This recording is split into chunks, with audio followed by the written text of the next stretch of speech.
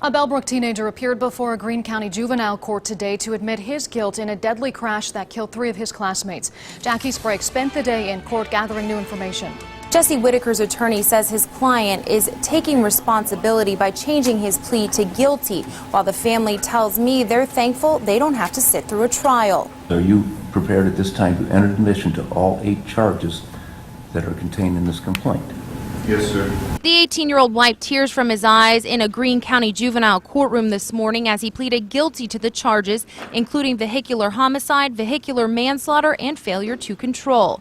We aren't showing his face because Whitaker was charged as a juvenile. He was 17 at the time of the deadly crash. Investigators say Whitaker was driving a truck on Wagner Road in November 2012 when he lost control and hit a tree, killing 3 girls, 14-year-old Juliana Hawk, 16-year-old Skylar Cookin, and 17-year-old Sophie Kerrigan. Whitaker originally entered a not guilty plea in October of last year, shortly after he was charged. It's what he wanted to do all along. And so he was really in some ways relieved to do this today because it's been a long process. This happened a long time ago, and I think this is the right thing to do. Whitaker faces up to 9 months behind bars as well as fines. He could also have his license suspended, be ordered to do community control, and pay restitution to the victims' families.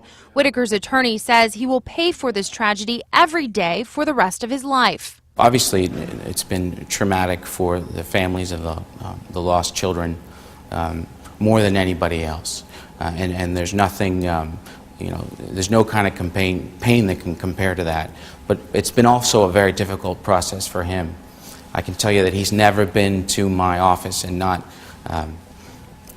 sobbed openly. Right now, the judge is deciding whether or not to sentence Whitaker in Greene County or refer it to Franklin County, where he now lives. Jackie Sprague, 2 News, working for you. And coming up new at 6 o'clock, we'll hear from the aunt of one of the young women and hear why she calls the young man's actions to date generous.